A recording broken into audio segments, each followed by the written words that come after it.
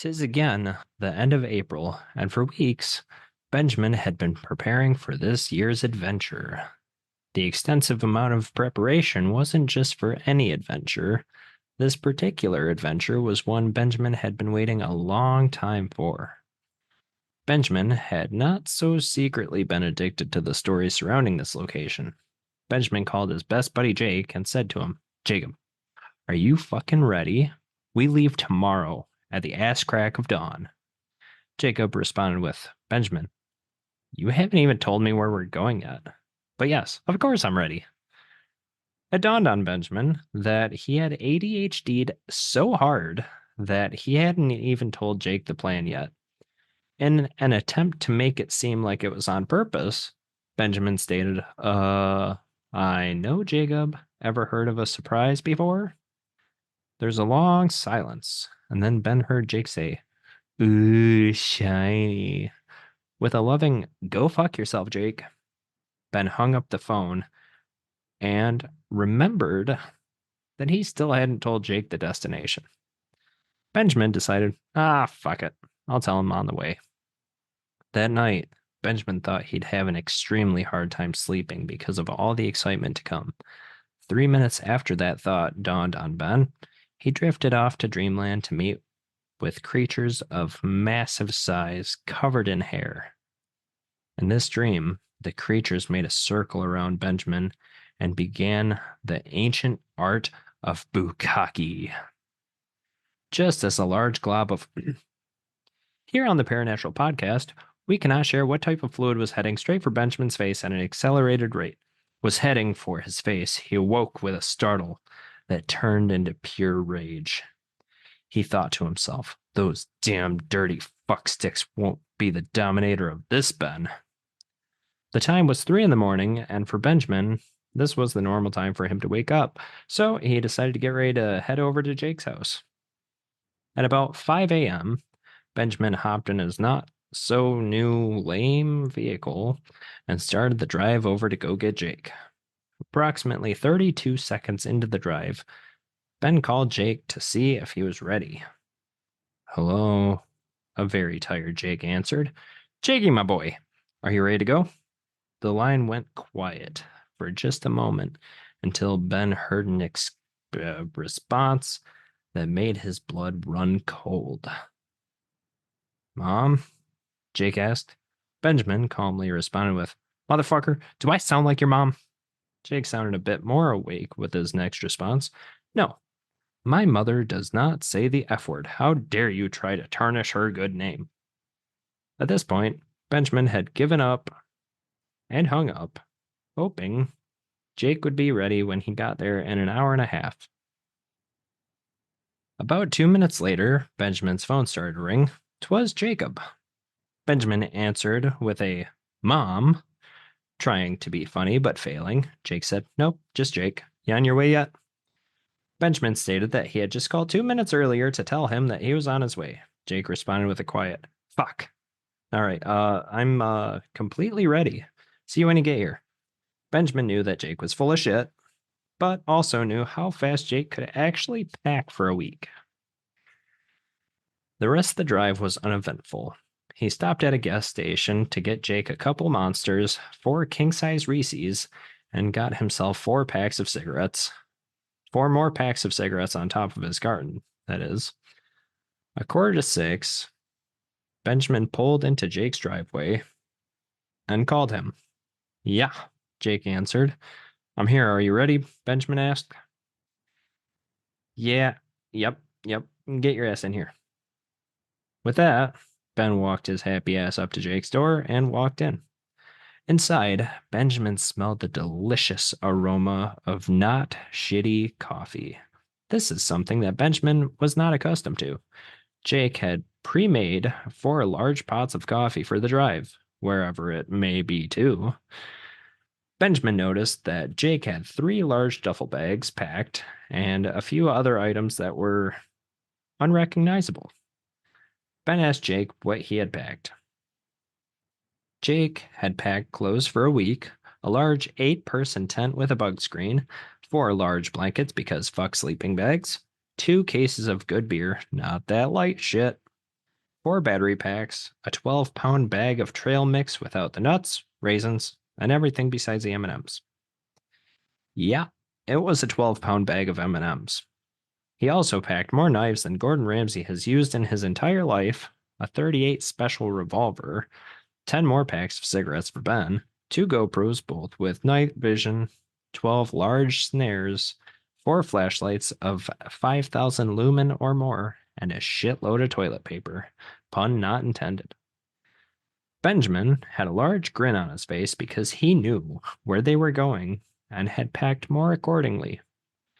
He brought with him the right clothes for a week and some extras, 1 thin blanket because he's always fucking hot, a compass, a keg of Monster, 10 pounds of strong coffee grounds, 4 cases of water, many canned goods, 2 Milky Ways, an ass ton of bug spray, a thick jacket in case it gets cold, 2 pairs of night vision glasses, a video camera, a fucking taser, 2 large knives held on his belt loops, 2 large duffel bags with full of fucking militia action guns, and 2 large packs of Ziploc freezer bags for we take fucking samples, Jacob.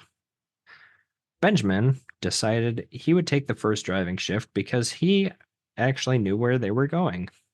As they were pulling out of the driveway, Jake asked where they were heading, and with a crazed smile, he turned to look at Jake and he said, Nahanni Valley. Benjamin was waiting for Jake to freak the fuck out, but instead, he was met with a cool. After a moment of silence, Jake asked, Isn't that like a 2-day drive? Ben smiled and said, Not the way I drive. We're going to pretty much skip the drive because it's boring and has a lot of stupid jokes that would get us canceled. 2.5 days later, they arrived at some stupid ass campground national park thing, and Ben looked furious. He pulled up his map and started looking at it with a grumpified expression. After what felt like an hour, Benjamin put the car in drive and began driving once more. Jake didn't really give a shit, so he just sat back and turned the radio back on to listen to the best podcast ever, the Paranatural Podcast.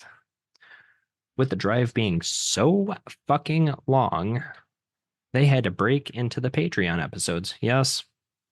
Sadly, they were one of their 8 Patreon subscribers. People don't know how awesome this fucking podcast is yet.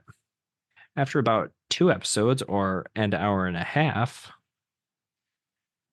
Ben came across a site that made him overly excited, which Ben gets overly excited. Dirt roads that were not maintained in the slightest. Luckily, Ben's ugly ass vehicle was 4-wheel drive, and down the 2-track they went. After about 15 miles of nothing but trees and dirt, Ben slammed on the brakes as an exceptionally large porcupine walked across the road about 2 feet in front of them. This particular porky was about the size of a small cow. It stopped right in front of the vehicle, looked at the 2, who were staring right back at it, bent down, started attempting to lick its own butthole. Before it could complete what it was doing, one of its quills poked it in the eye. It let out a pained whimper and scurried off, embarrassed. I guess even the giant ones are stupid. Ben looked in Jake's direction to excitedly tell him that they were there, but all he saw was Jake's ass getting out with his 8-pound sledgehammer with a demented smile on his face. Jake ran in the direction of the giant porky, and in seconds, Ben heard what sounded like a grown man beating a giant porcupine to death with a sledgehammer. About 2 minutes later, Jake emerged from the woods, slowly dragging a huge fucking porcupine with a caved-in skull and lacking half its quills. Ben got out to help Jake load it into the car. Jake had a victorious look on his face and a very large quill in his hand that was very bloody. Ben asked, as the 2 loaded the monstrous porky into the car, what was with the quill in his hand. Jake mentioned to him that dickhead porky had fired it at him, and he didn't move in time, so the quill had embedded itself into his ass. That was about the time that Jake pulled the quill out of his ass and stabbed it in the face repeatedly, and then was so pissed off about the quill that he spent the better part of 2 minutes bashing its fucking head in. With the giant deceased Porky and the two back in the car, they set off to find the perfect place to set up camp. In no time, they found a beautiful clearing and decided that was the spot. The two set up the tent, made a fireplace, set up a few snares, set up a camera facing the clearing. As not stated before, they set up the tent at the edge of the clearing to remain slightly hidden. The sun began to dip down behind the trees, so the two decided it would be a good idea to make a fire and some dinner. Also not specified, the two stopped at a store about an hour away from the valley to grab actual food, because, as Benjamin put it, I'm not fucking eating M&Ms the entirety of the time that we're here. Which meant we're going to eat all of the fucking M&Ms in the first 2 days. Jake knew that to be true, so they stopped at a Kmart and grabbed some Blue Light special ham, sausage, bread, pickled eggs, potatoes, and a can opener. Ben forgot his, and Jake is a normal fucking human being that buys the cans that you can just pop the top off. They also grabbed charcoal and lighter fluid. Benjamin had brought with him a giant stockpile of canned goods. A couple of cans of beef gravy were in there. Jake began carving the giant porky to make a scrumptious porky stew. After only getting impaled by 14 quills, 3,026 cuss words, Jake had finished cleaning the giant porky. The two made a delicious stew, and as you can imagine, there was an absolute fuck ton left over. Jake suggested using most of the Ziploc bags to save it, but Ben said they needed to save the bags, and they could just keep the fire going to keep it warm and from going bad.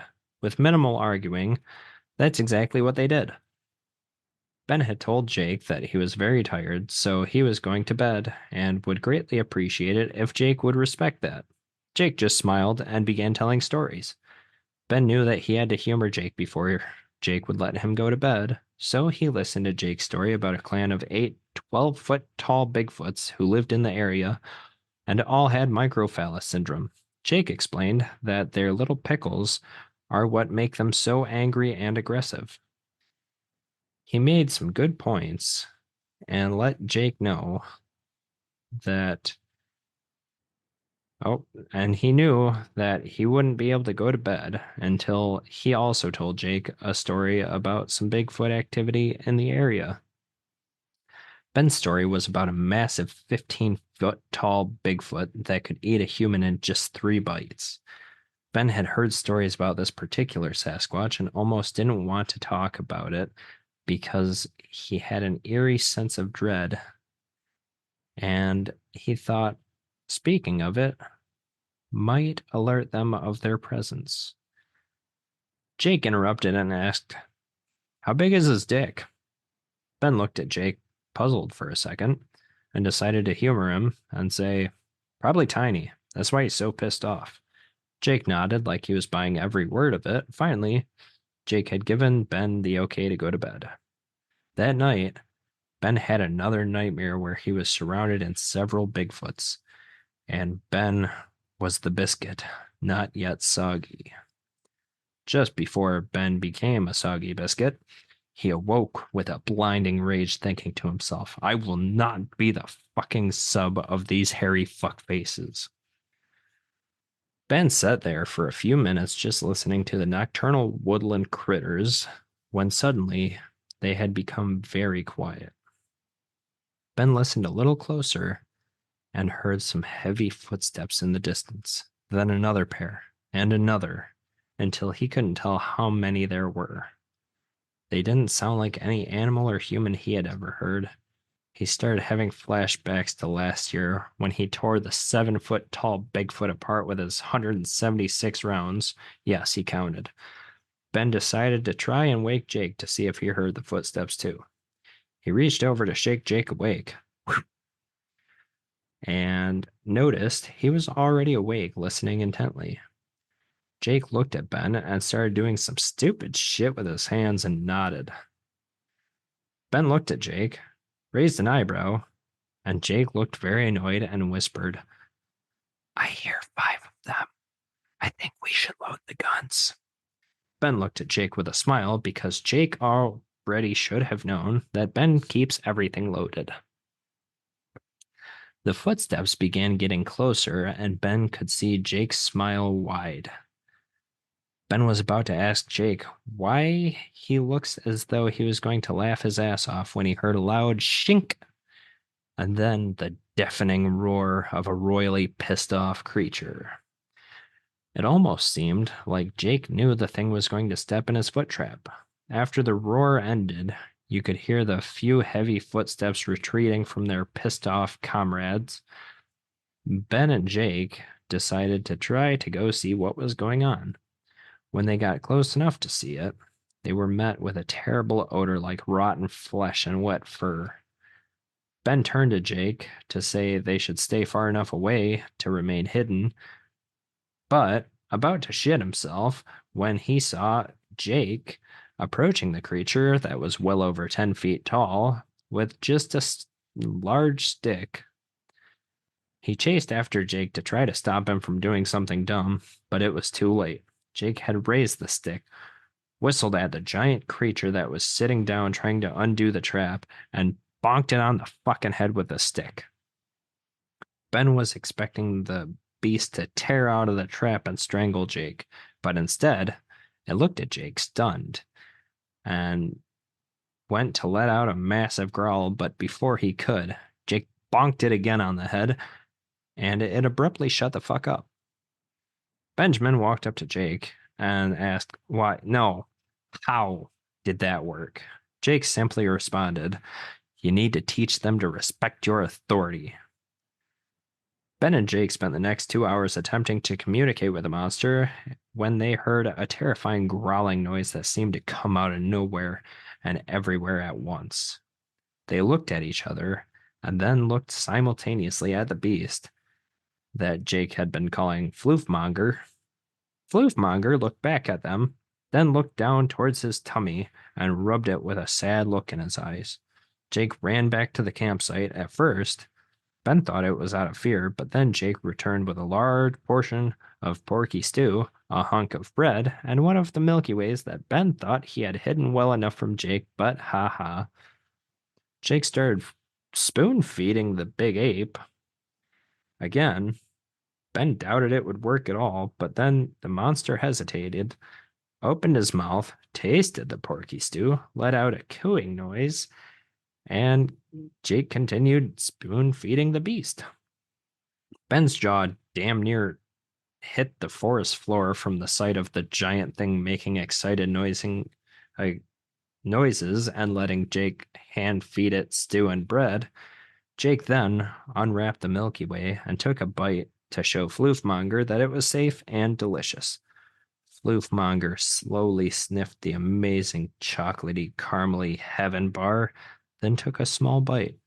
His eyes became exceptionally large, and he scarfed the rest of the Milky Way down in an instant.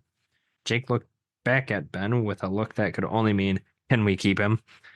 Ben hesitated only for a moment while Jake scratched the happy monster on the chin and talked to him as if he were a puppy. Ben then told Jake he didn't give a shit, but if he got eaten by it, he had only himself to blame. The rest of the night consisted of Ben trying to drown out the sound of Jake talking to his new pet and said pet very excitedly grunting. Ben finally fell asleep, just to wake up to a loud laugh, then 2 loud laughs. He then heard a noise that he had been dreading since Jake first started talking to this creature. He heard the noise of flatulence, and then another 30 seconds of both his friend and his new pet laughing their asses off. Ben decided that the best course of action was to give up on sleep for the night and see how Jake was doing with his new pet Bigfoot. He walked out to see a red-faced Jake in the air getting squeezed by the giant in some terrifying type of bear hug. Ben quickly grabbed Jake's bonking stick and ran towards the two. Just before he could make it to Jake, he heard several large pops and cracks, and then a sigh of relief. Ben realized that Jake had taught his new Bigfoot friend to crack his back. Obviously, with Ben's various back problems and nobody able to crack his back, he motioned for the Bigfoot floof to crack his back. The Bigfoot looked at Jake and was met with a nod. In a flash, the monster had scooped Benjamin up and cracked his back better than it had ever been cracked. Ben, too, was now in love with the big ape and decided he could help them in their journey of finding the rest of the Bigfoots. Jake brought up a good point to Ben. Why did they just leave him and not break him out of the trap? Sarcastically, Ben said, I don't know. Why don't you ask your new pet? Ben looked at Jake for a few seconds with a smile on his face, but then, to his surprise, Jake turned and did some stupid ass hand gestures in an attempt to ask the Bigfoot why they just left. Even more to Ben's surprise, Jake's new floof started doing stupid hairy hand gestures right back at Jake while he was nodding and understanding. Once again, Benjamin found his jaw damn near on the ground. Jake turned to Ben and said, he says he's an outcast, and the other ones saw us setting up the traps and decided to chase him over here for him to get caught. They were going to kill him, but they heard us say guns, which apparently is a universal term. And they didn't really want to get shot and figured we would just shoot him. Ben stared at Jake for a long second, hoping that he was just making all this shit up and he was just, full of shit. Ben then turned towards Floofmonger and was met with a big nodding head and sad eyes. Ben had Jake ask the Bigfoot if he would mind showing us where the other ones were. He didn't seem to have a problem with it, but said at the best time to go there would be just before sundown. He told Jake that the other Bigfoots are most active in the very early morning,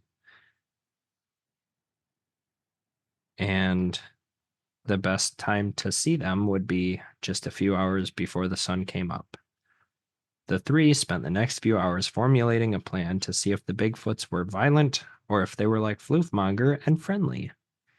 Jake's new pet started grunting and moving his head in a nervous sort of way. The two looked at him, then each other. Ben rolled his eyes and motioned towards the flustered beast. Jake took his cue to see what the fuck his issue was, and after some ridiculous hand motioning again, Jake looked towards Ben and told him that Floofmonger says the other ones are super evil and will eat us given any opportunity. Ben decided to show a bit more caution while approaching the rest of the big feats. Floofmonger went on to say that he was small compared to the others of his kind. Ben asked how much bigger they really were, and Floofmonger brought his humongous arm up, towering over his head by at least 3 feet, indicating that the other beasts were anywhere from 12 to 14 feet tall. Ben swallowed a large lump in his throat. That was the size of the creatures in his dreams. They decided that it would probably be a better idea to try and get some sleep in the daylight before they go find the other Bigfoots. Ben went back to the tent and Jake laid on his new pet, apparently taking a nap there. Ben had set an alarm for 7 p.m. so they would still have a few hours of daylight to gather everything and head to the Bigfoot's lair. When Ben awoke just before his alarm, he shut it off, walked outside, and saw Jake making some food and coffee over the fire. He saw Floofmonger standing a few feet away, literally drooling, as Jake was making all 8 cans of ravioli. Jake handed Benjamin a bowl, handed Floofmonger a bowl, and fixed himself a bowl. Jake then poured 3 cups of coffee. Ben took a long drink of the dark, thick, wonderful elixir of life and cursed himself for making such shitty coffee. Floof went to chug the liquid, burn his tongue, threw the cup, and a temper tantrum, and then Jake went over and scolded him for throwing the cup. If Floofmonger had a tail, it would have been tucked. He did not like getting scolded by Jake. The next hour was all in preparation for the long night to come. The two, dressed in dark clothes, brought the night vision goggles, a few of Jake's traps, enough guns to bring a country down, a few knives, and the other Milky Way because they decided that that was the best last meal they had.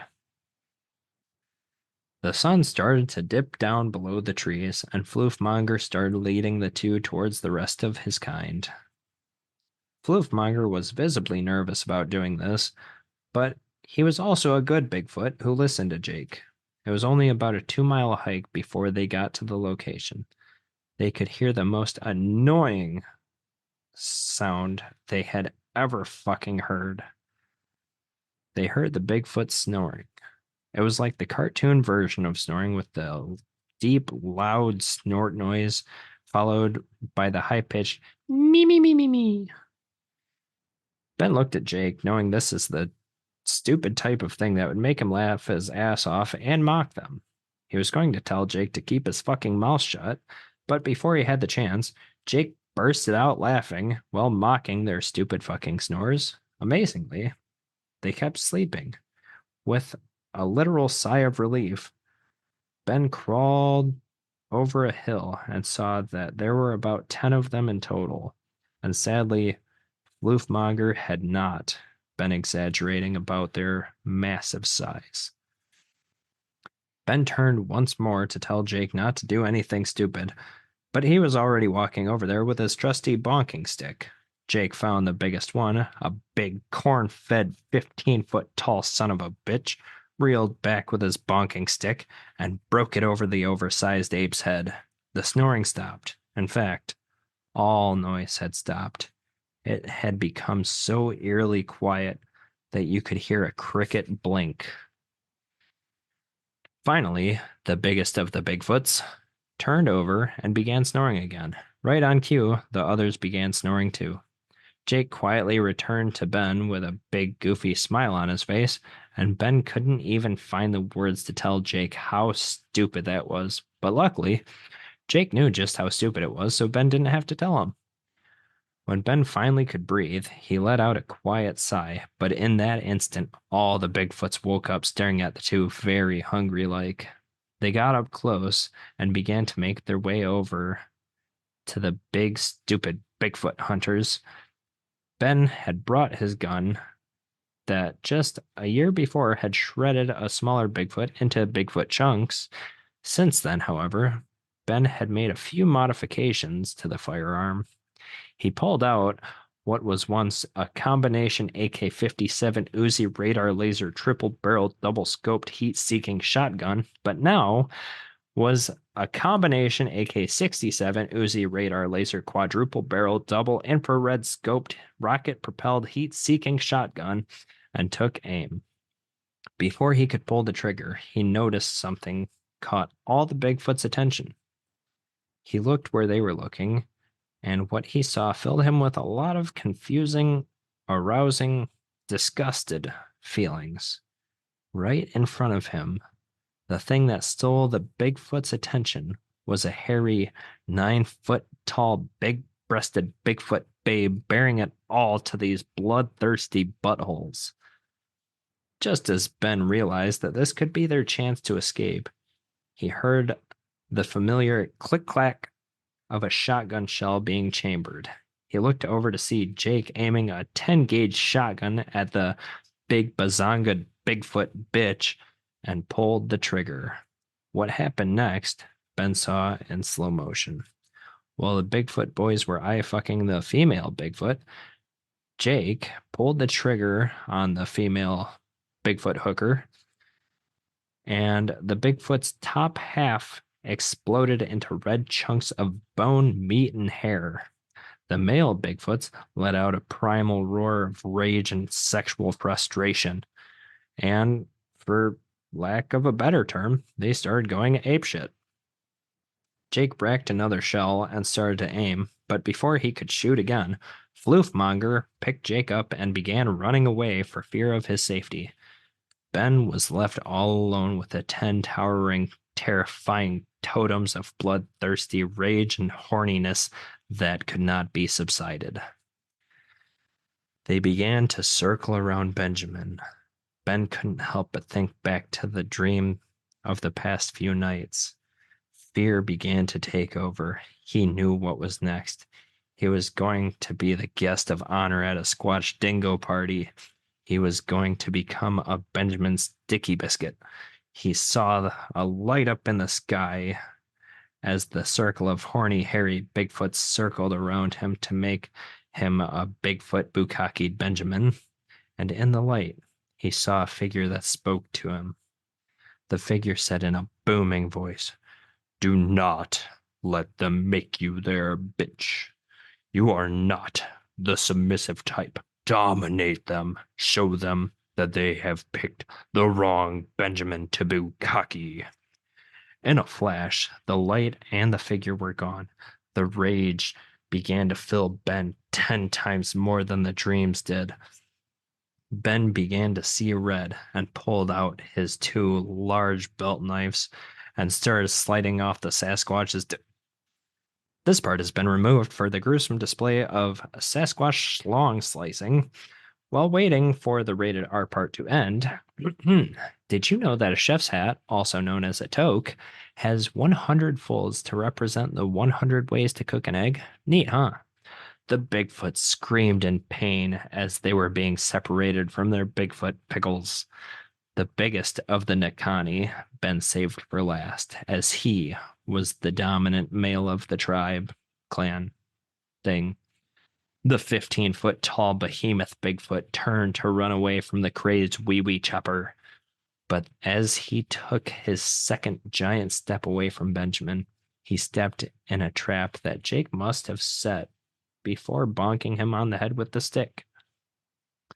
The giant Bigfoot started roaring in fear as Ben approached it. It grabbed the chain of the trap and attempted to snap it to get away.